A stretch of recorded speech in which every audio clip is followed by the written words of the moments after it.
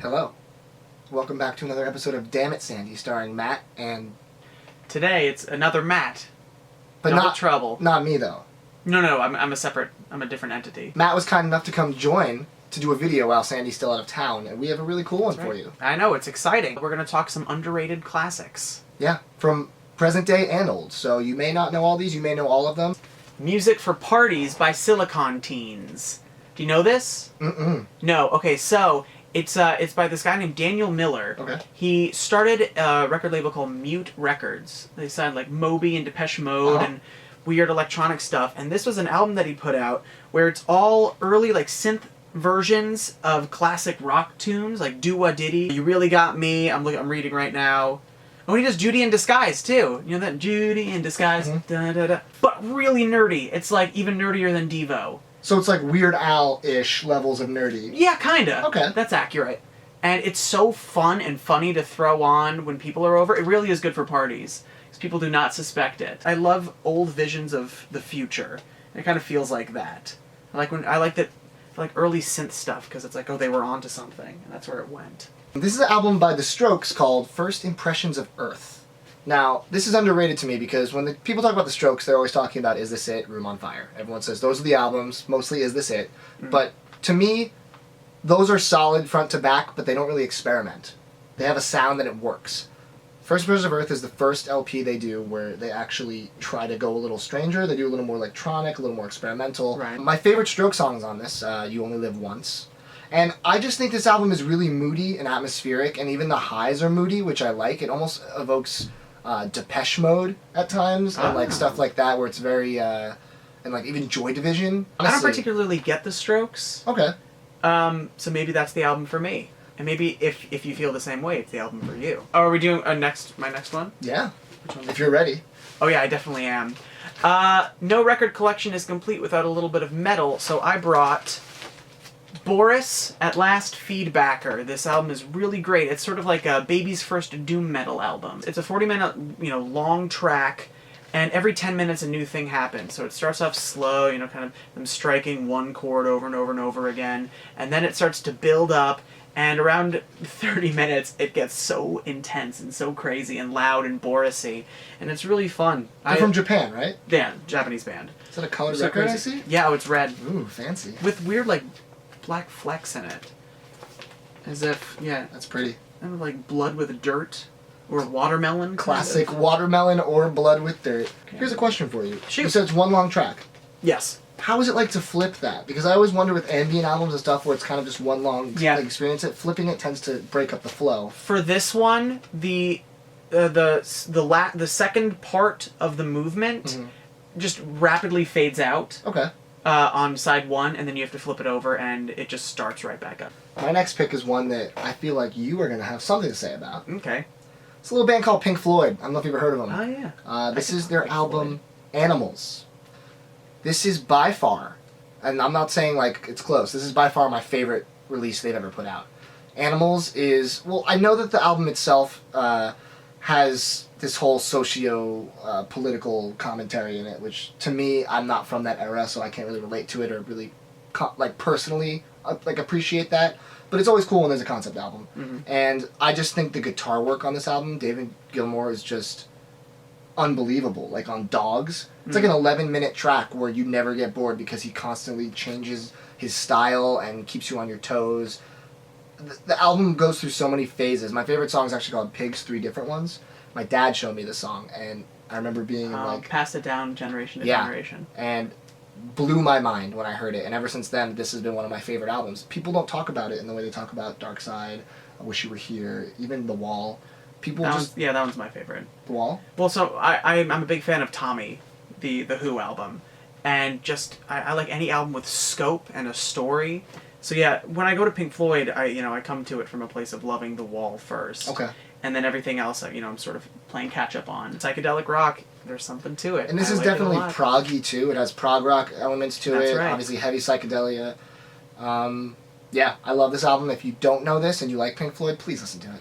This next one is my favorite pick from last year. At least my favorite pick that I have on vinyl. It is One Tricks Point Never's Garden of Delete. I called it! Yes, you did. Did you review this on your channel? I did not, know what this is? No.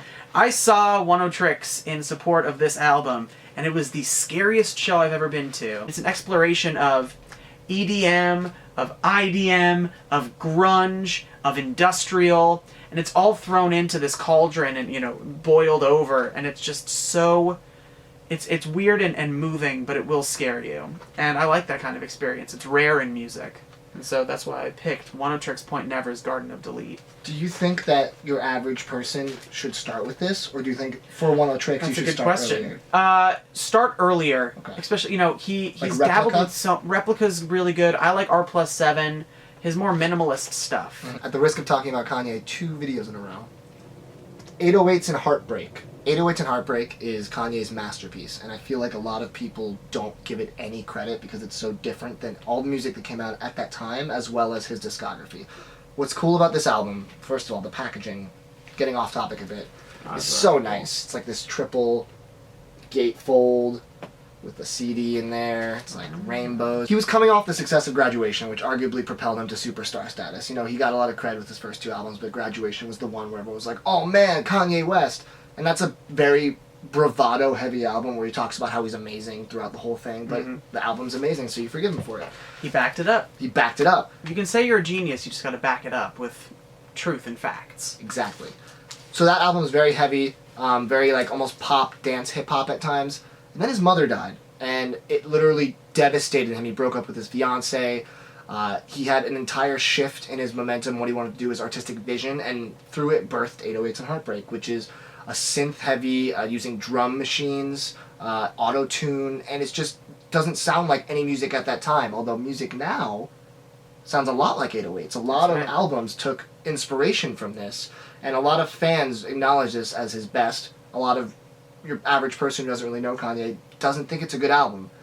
I think it's incredibly underrated. It's one of my favorite albums. I think this will be remembered 50 years from now. I've listened to 808s and Heartbreak, and yeah, it is pretty freaking awesome. I don't know if you curse on your... That's okay, I don't need to.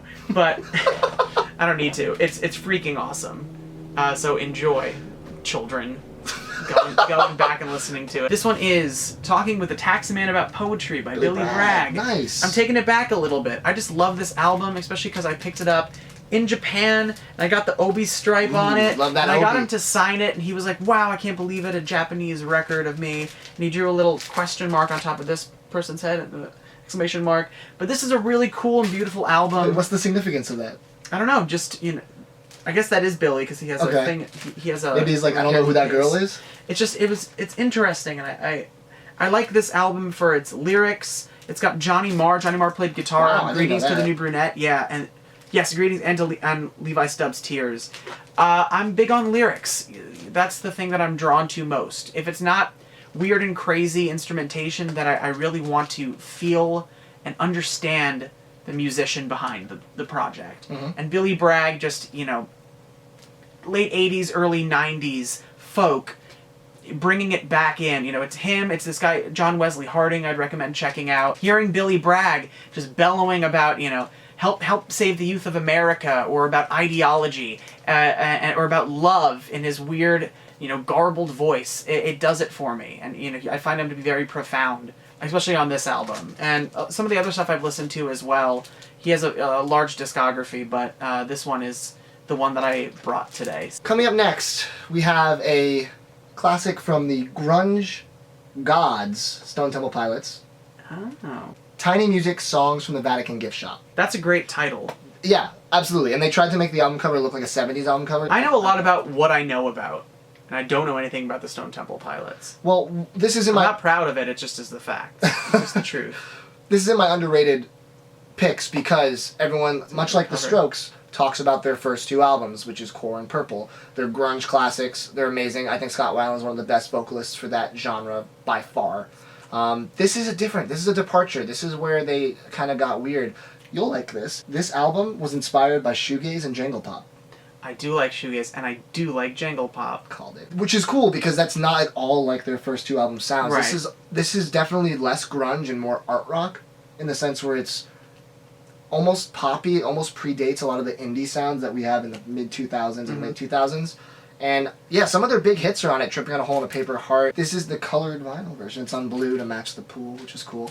But yeah, if you like Stone Temple Pilots and you haven't given them a shot past Purple, this is one you should really check out. STP. Rest in peace, Scott Weiland. Oh, it's a shame. This is Blood and Chocolate by Elvis Costello. This was his first album back with Nick Lowe, the legendary producer who did all of the early and really good stuff. Crimes of Paris, Tokyo Storm Warning, they really paint some awesome, interesting pictures. And I'm fascinated by figuring out how people felt by decade. So late 80s, there was a slight paranoia shift going on in music, and this album has so much of it. I don't know if it was just an Elvis Costello thing going on, but I've just found that there was this weird shift in mentalities at that period. Feels very frantic. It's got some very claustrophobic lyrics on it, and I think that it is an underrated Elvis Costello album, and I love his stuff. So check this one out if you haven't already. My final pick for underrated albums is the Bee Gees, or just Bee Gees, Odessa. Do you know this album? I know it because I watched a Damnit Sandy video and you talked about the cover. Is that all I talked about, though? I think so. What's on it? Songs. Songs? Oh, good. I have to shout out my father for this because he also showed me this album and it is one of his best recommendations to me in my life. This album is very interesting. It came out in 1969, which was the era that, the Beatles were around. Odessa is a concept album, much like Sgt. Pepper, and honestly, I feel like it can hold up to albums like Pet Sounds and Sgt. Pepper because it's incredibly beautifully crafted. I mean, Robin Gibb's voice is angelic in its like quivering, magical way. It's a double album. And in the 60s, there weren't really any double albums. There were the Beatles' White Album and Blonde on Blonde. That's right. Blonde on Blonde was the first. And that's about it. Sounds like it could be the Beatles at times. You listen to it, and if you didn't know it was the Bee Gees, you would think, oh, is this like some unreleased Beatles stuff? Wow. Because of how similar their sound is, late 60s, that era, they captured it, they encapsulated it in such a unique way. Like the song Black Diamond and the titular song Odessa are just so wonderful. They start the album. This was originally going to be called Masterpiece, P-E-A-C-E, and then it changed to Odessa last minute. Oh, like Love and Peace, or like War and Peace. Something like that. That's pretty cool. But most people don't even know the Bee Gees pre their disco phase, because a lot of people are like, oh, Staying Alive, the Bee Gees. They have an entire era of music in the 60s that is wonderful. I tried digging into it. There were some interesting things with it. But if you haven't heard Odessa, it's definitely like the crux of it. I have not. But Idea and Horizontal are both great albums too. So the Bee Gees, the vinyl pressing also has like red velvet, which is really cool. Graph Orlock, Destination Time Tomorrow. This is the first record I ever bought. I've never seen this color of record before. It's clear blue. That's pretty. Weird. And then the album itself, you flip it open. This is just a cool gimmick, but it becomes, with the lyrics printed on top, it is Alien. It is the Chest Burster. I love showing this to people who are like, well, I don't know about records. I go, well, look at this. Can you do this with a CD? I don't think so. Great grindcore-ish. They call themselves Cinema Grind. Graph Orlock is a theme band where every song is inspired by a different action film, and they have audio clips through it that kind of tell a narrative. And I don't know. This album was the first one that I came to. It's technically an EP, but I see it as an album. It's really raw. It's in your face. It's loud. It's abrasive, but there's such a fun angle to it with these awesome sound clips thrown in. It almost feels funny. Like I laugh my way through it. Post in the comments and say what you think are underrated albums, because I always love hearing things that I don't know about. We'll check them out, for sure. We'll definitely listen to them. Mr. Matt Bennett, thank you so much for coming. Do you Happy have to be anything to say to our viewers? Yes, I would implore that you guys check out my new album. It's not out just yet, but it will be out hopefully June 10th. That's what we're aiming for. It's called Terminal Cases. It's a concept album that I came up with, where every song is inspired by a different Robin Williams movie. It was sort of me trying to figure out my life, at the point where I wrote it. The TV show that I was on, Victorious, ended, and my parents were getting a divorce. And so I just kind of tried to channel these feelings that I was having into a project. And I think it came out really, really well, and it's pretty interesting. So check it out. It's called Terminal Cases. I'm at Matt Bennett on Twitter, and let me know what you think of my face and my life and my album picks and anything else. Oh, they'll talk about your face, that's for sure. They will? Oh, sweet. All right. Well, I'm Matt. And I'm Matt. No, I'm Matt. but I'm mad as well. And this is Damn It, Sandy.